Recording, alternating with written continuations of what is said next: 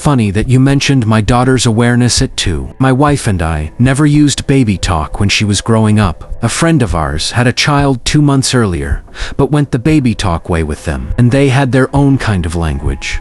Then again, it could have just been them. The thing was just like a blob that you could see through, like a soap bubble. I googled cells under a microscope, and the closest shape I could find was a monocyte. It wasn't completely round. My grandparents' home has 4 bedrooms, but a long hallway, which is kind of shaped like the number 5, without the bottom portion of the number, which goes to the left. My grandmother has been gone since 2016, but when I went out for her funeral, I saw a shadow of a child with pigtails that would move in and out of the shadows in the hallway while speaking to my sister in their kitchen. You could make out the pigtails. Last year was the first time I had gone back since then, and I was concerned.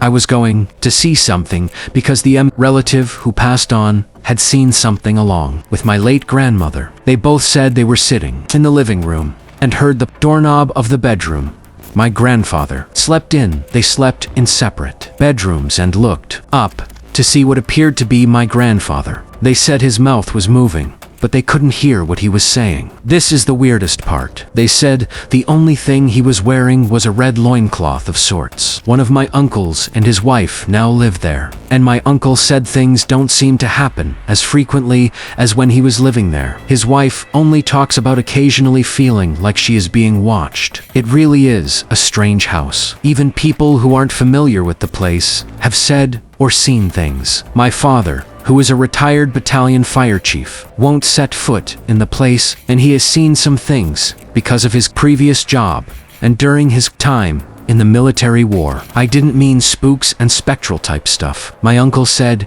he and the relative who passed away last year saw a cat run through a wall. The last time I was scared to stay there, which was 30 years ago, prior to last year. Something kept pacing around the bed I slept in, to the point that I slept on a couch in the living room. One evening, I woke up, and there was something that was looking at me, as though it were on top of me. All I could see were eyes. I just stared back at it, as my brain tried to process what I was seeing, or until I knew that I was actually awake. Then, I jumped up and tripped over my feet. Sorry, I skipped ahead. The scariest thing, up until that point, which was the breaking point, was when I decided to stay there alone, because my grandfather was at work, and my grandmother, who had a thing for canning, had gone out to get peaches for preserves. I stayed behind, because any road trip with her turned into hours, and I figured, since it was early in the day, they would get home before sundown. They didn't. I opened all of the doors and sat closest to an exit and watched television. So, I am sitting in the living room, and I hear what sounds like someone walking from the back bedrooms. It picked up pace, as though someone were running towards Emmett. Had my back to the hallway. I ran out of the house down these steps, which led to the street. And as I was looking up at the living room window, I could see a shadow, as though a person was walking in the living room. As it got closer to the window, my grandparents, in separate cars, pulled up. My grandmother and I used to have a thing where our calls would end with her telling me the latest ghost gossip. She had 3 daughters, all of whom left this place before she did, and she would tell me about seeing them, sometimes separately, sometimes together, and one time, crawling with a smile on its face before it climbed into the bed with her. She said that she was looking out of the living room window and saw the 3 of them as children, walking with another person. She said they stopped, and one of them pointed to the house, but they didn't make eye contact with her, and then they just walked on. Oh, and the neighbor across the street and to the side reported seeing things when no one was home. I don't mean offense to anyone, but I believe what Ecclesiastes 9:5 says. But I saw something twice that looked like my fiancé decades ago, after she moved on. It was sitting in a chair at a salon she frequented, and it was wearing 2 layers of white. It didn't look at me, but was looking forward. But there was no mistake that it looked like her. Plus, it disappeared, and it wasn't my imagination.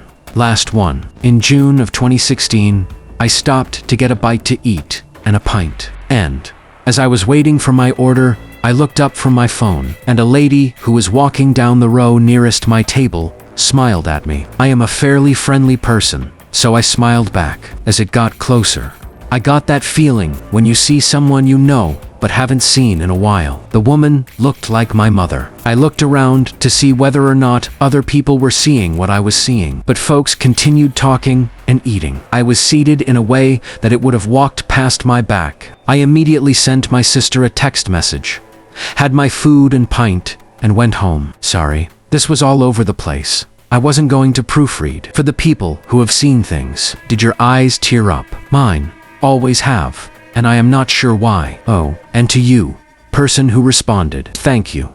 Sorry, your grandparents are no longer here. I miss mine too.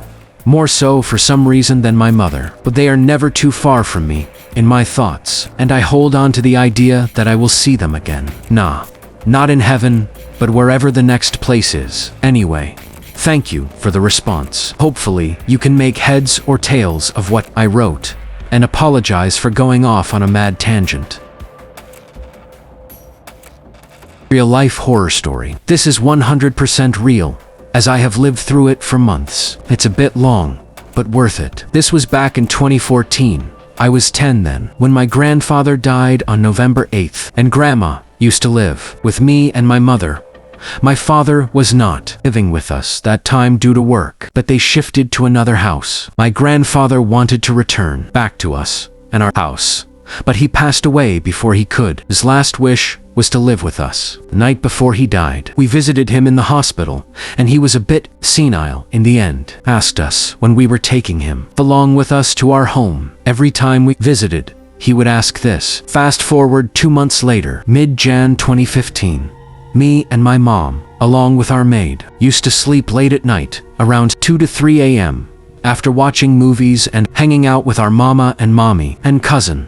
They lived 5 minutes near our house. We had lived in our apartment for 10 years before this incident. Suddenly, around the mid of Jan every night, religiously between 2:30 a.m., we would hear some crash near the kitchen. The kitchen was far from our room. This would sound as if some utensil or bowl from the kitchen had fallen. First few nights, we ignored. Then we thought it was rats, so we set up rat traps. We set the traps for a week and had killed all the rats in the house, since the traps would be empty after a week. But the crashes never stopped. One night, we heard the biggest and the loudest crash. This time, my mom was sure someone broke in. She called the maid and told her to check if someone was there. The maid checked and said no one was there, and there was no utensil on the floor too. This spooked all three of us. Beginning of February 2015.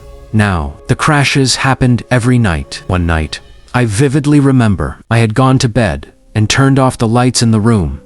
But when we woke up that morning, the lights were on. The maid couldn't do it because we locked the room, and my mom didn't wake up in the night. Anyways, moving on. I should mention all the windows in our house had grills all over it, and had like 2-door type window panes, with a latch in the middle. One night, the grills a bit loose, started rattling ever so slightly. Note that in the 10 years that we lived there, the grills never rattled. They started rattling as if a strong breeze was vibrating it. The rattling wasn't that loud, but it was disturbing. First night, we ignored it. Few days later, every night they were rattling. Our maid, who slept in a room all across the flat, came to our room, saying she was scared as the grills in her room were vibrating and rattling too. This went on for some time, and the maid also slept in our room, on the floor, with her mattress. Finally, my mom consulted our family priest. He was very accurate in his predictions, and he had accurately predicted the deaths of many family members. Last year,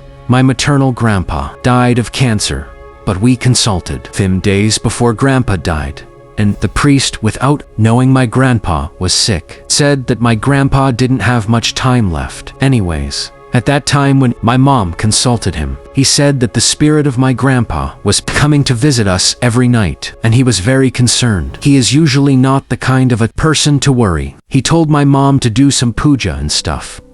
I don't remember very well. I was 11. She did, and it stopped for a while. A few months later, my dad got a job in Mumbai, so we shifted. Ever since then, we tried to rent that flat, but no one would be able to stay there for long. One tenant died weeks after moving in. Another tenant's family member died after he moved in, so he left as he considered it inauspicious. I remember that time very vividly. I used to dread coming home at night, believe it or don't. But this happened to me.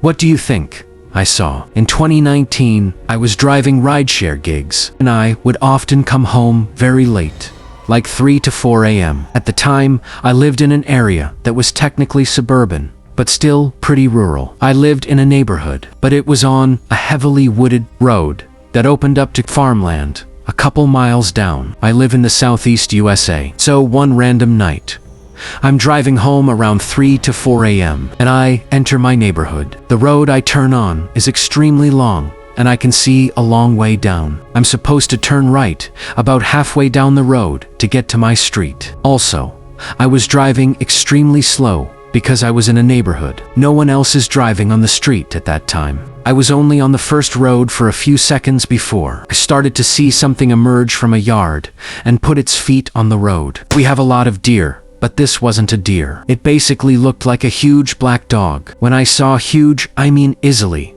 the size of a horse. It was approximately 100 yards away. It had a large head, unlike a deer, and not the same shape as a horse. No antlers, kind of a snatched waist, similar to a greyhound. The waist is what really made me realize that it wasn't a deer, because most deer are kind of barrel-bodied, but this was a distinct swoop up from the chest to the waist. And while I couldn't see it well, it basically just looked like a horse-sized black dog. It crossed the road, and I turned right onto my street. My house was about a quarter mile away.